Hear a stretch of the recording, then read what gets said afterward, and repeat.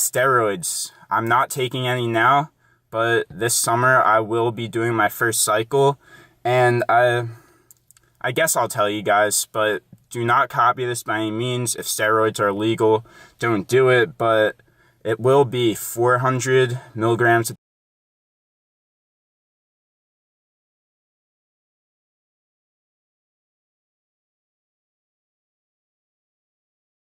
What's up guys, Derek, moreplates.com. Today we are going to be reacting to Ben Dunn's steroid cycle. Some of you guys forwarded me this and said that he broke down his use or his planned use and the cycle in question in pretty specific detail. So I'm going to critique it and give my insight on if it makes sense, if it can be improved upon, if it is reckless, if it's stupid for a first cycle, if it's smart, you know, basically just my overall constructive criticism, I guess.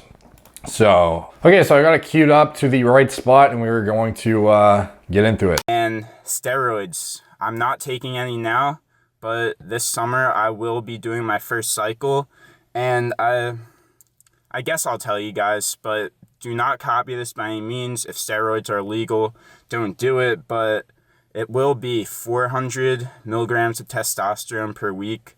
Okay, so that is a, reasonable dose, I guess. It's not excessive. It's not unlikely that he'll be able to handle the estrogenic impact of it, given he manipulates his administration frequency, and he's obviously a lean guy, keeps a reasonable diet model, sleep hygiene practices, doesn't have any genetic defects that inhibit estrogen metabolism. He should probably be okay with that dose, and that's a reasonable starting point, For 13 weeks, and starting at week 5, I'm gonna throw in Anavar and Okay, so predetermined oral administration, like what have you determined that you've plateaued at week 5 before you've even started the cycle? Like how do you know you need an Anavar addition at week 5 right now? Do you really think adding an oral is going to help you eat food that you need to grow on your first cycle? Like, is this, if we're stressing out our liver and our kidneys more, is that going to help us or hurt us at this time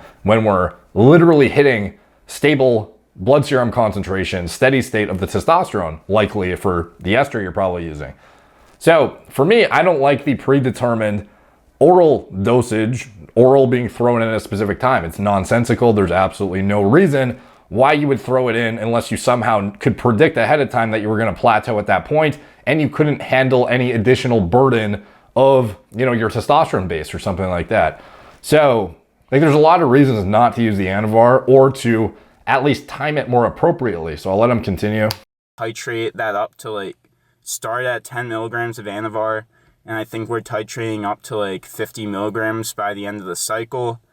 So again, predetermined, adding it in. He's doing it from week 5 to week 13. So he is a skinny guy from what I can see. He's not overweight. He's not going to be cutting. Presumably this is going to be focused on muscle accrual. We are not trying to get shredded on this cycle, I'm assuming, unless he's just trying to recomp and somehow get shredded at the same time as get jacked for the summer. It's just, which would not be the ideal approach in my opinion, but some people might do that. So Anavar, I have a few more thoughts on it, and as well as the titrating dosage, but I'll let him continue his explanation in case there is more logical reinforcement here. And the whole time through, I'll be using Cardarine, which it's supposed to help with your lipid levels while you're on gear, so that my HDL and LDL aren't too out of whack. Okay, so Cardarine actually is very good at lipid modulation. It's one of the few things that can actually fairly significantly increase your HDL. However, in rodent models, it showed to be literally cancer causing at dosages that are not very high in humans, the human equivalent, contrary to popular belief. I actually did the calculation on my channel before a couple of years ago, and I believe it came out to 40 to 50 milligrams or something like that. Everyone thinks it's in the hundreds or the thousands of milligrams, but no. If you actually calculate it properly, the Cardarine dosage that would otherwise be carcinogenic is in the double digits. It's 40 to 50 milligrams or something like that.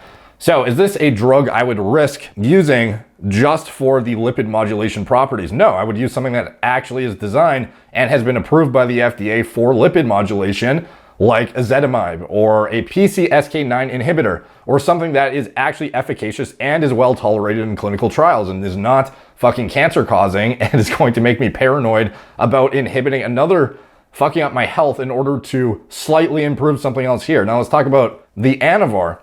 Its effect on HDL. It's going to nuke your HDL, dude. So if lipids are such a concern that you're going to deploy Cardarine to offset what you're doing with the other stuff, like I fucking promise you, dude, it's not. Like the Anavar and the test versus your Cardarine, the Cardarine is not going to make a fucking barely any difference when you're crashing into the ground with the Anavar concurrently with the test. So if it were me, and that was a huge concern for you with lipid management, obviously, you know, you have your basics, you have your citrus bergamot, you have, you know, a high dose of fish oil. If you want to deploy actual ancillaries that are going to be not associated with cancer causing risk, you could use something that's actually deployed clinically for lipid modulation, but I would not be using a Cardarine to kind of fix the giant, it's like, have you ever seen that meme with like the Cheeto and it's like the door, it's like the lock on the door, and then there's like a fucking SWAT team ready to like crash the door down, and it's like Anadrol versus like my supplements for like my liver or some shit, and it's like a fucking battering ram team ready to like take down the door, and you have a fucking Cheeto blocking it. Like, maybe it's not directly comparable, but the Cardarine is not going to completely prevent what the Anavar is going to do to your HDL concurrently with the test. So the risk to reward on the Cardarine, I don't think is there. If you were an actual athlete that was doing endurance sports and you could use it to enhance something and you weren't being tested for it, obviously, and it was actually like legal to use, then yeah, like it makes more sense for a, you know, something that it is like directly relevant for. But for literally like trying to boost your HDL by like 5 points or some shit, or preventing the giant spike in LDL, like use something actually targeted for that and actually FDA approved for that is my advice. Even something as simple as like berberine, that's something that is over the counter and is great for blood sugar management and can be used as a mild PCSK9 inhibitor, if I recall correctly. There's a lot of things you can deploy that are not going to be potentially carcinogenic at dosages very, very close to what you're going to be using. And the Anavar certainly isn't lipid friendly. It's going to fuck them up. In addition, liver enzyme elevation using an oral steroid from week 5 to 13 and guaranteeing that you need it and you're titrating the entire time.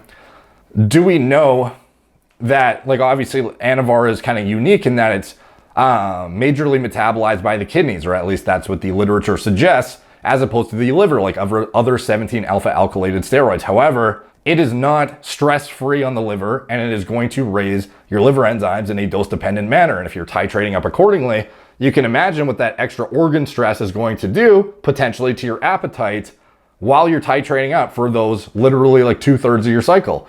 So is that something you want to burden yourself with when you're trying to gain as much muscle as possible? Probably not. It's probably not the best choice. And there's a reason why a lot of top pros never use orals in an off season. So I don't know what his goals are, if he's trying to recomp and eat at like maintenance, or he's going to eat in a deficit and kind of like, I don't know, waste his first cycle. Like, I guess it's not really a waste, but you know, based on what I see, he could benefit from like an actual like targeted off-season approach rather than trying to, you know, pull a fucking, I don't know, a aggressive recomp or like a cut when he doesn't even need one.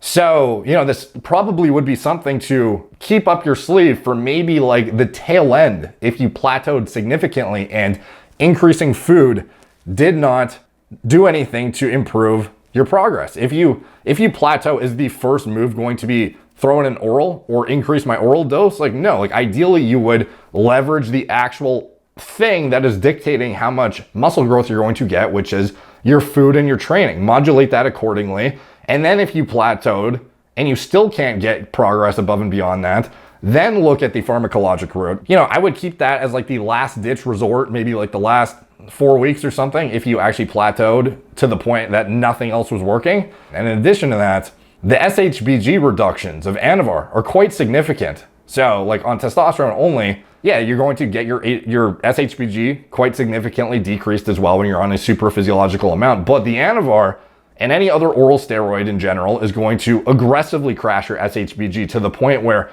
you might be getting close to single-digit SHBG territory on this cycle, which can then put you in a position where you may have to increase your administration frequency of your test just to keep yourself from hyper-excreting it. And in addition to that, if you care about hair whatsoever, SHBG and DHT has the highest binding affinity for SHBG. So the regulating mechanism that decides how much free DHT is going to fly around in your body and fuck you up here is this sex hormone binding globulin that Anavar is going to crush into the ground. So even though Anavar is a hair friendly, even though it's actually not, it's like pretty tissue selective and one of the most like well tolerated agents from a hair perspective to some extent.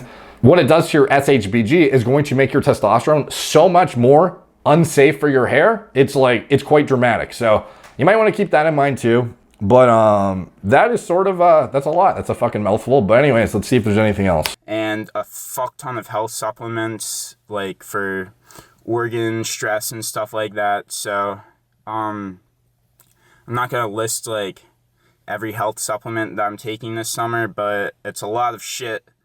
And yeah, don't copy me. I'm trying to compete next year, so that's why I'm doing it. Okay, so that sounds like the gist of it. So that is in general my thoughts. I think you would be fine with testosterone only. And, the dosage can be titrated as needed, but you probably don't need more than this for your first cycle. 400 is more than reasonable in my opinion, and throwing an Anavar arbitrarily at week 5 could do more harm than good potentially. Keep it up your sleeve maybe if you need it for the tail end, but that would not be my focus. My focus would be food and letting the test do its job and training. You aren't going to make or break your cycle with the Anavars. The make or break is going to be getting in every fucking meal, getting 8 hours of good high quality sleep, and getting in all your training sessions and titrating your volume accordingly and actually focusing on an intelligently designed hypertrophy protocol. So for me, the cycle isn't horrible by any means. I'm just giving my overall feedback in terms of what I see as ancillaries that are more appropriate than Cardarine, which may be carcinogenic. And trust me, dude, I've seen all the studies on Cardarine that are very positive on its HDL boosting properties, its endurance boosting properties, acting as an exercise mimetic. All this shit is extremely favorable, but the carcinogenic potential at such a low dose is too fucking sketch, dude. I would use something else that's better for actually targeted lipid modulation. The Anavar, I already gave a pretty elaborate description of what I think of that. And then the test, the test dose is reasonable. And obviously the estrogen management, he has no AI that he mentioned. So presumably he understands the importance of keeping adequate estrogen levels for adequate growth in this period.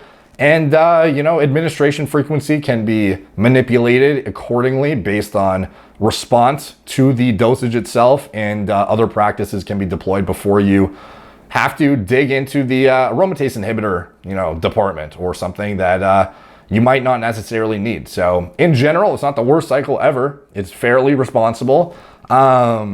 It's just, definitely could use some tweaks in my opinion. So that is my overall stance on the Ben Dunn's first cycle. So let me know what you guys think in the comments down below. All the comments help the algorithm, so they're much appreciated. Like, subscribe, check out my blog, moreplates.com. Follow me on Instagram at moreplates_moredates, Facebook, Snapchat, BitChute, Twitter, TikTok, Apple Podcasts. If you want to support the channel, you can check out anything I'm associated with in the video description below. My TRT clinic, it's all telemedicine from the comfort of your own home. Gorilla Mind, nootropic formulas, Gorilla Mode, pre-workout formulas that design myself from scratch. My recommended lab test panels through my clinic, and anything else I'm associated with, it's all in the video description below. Thank you guys for watching. Talk to you soon.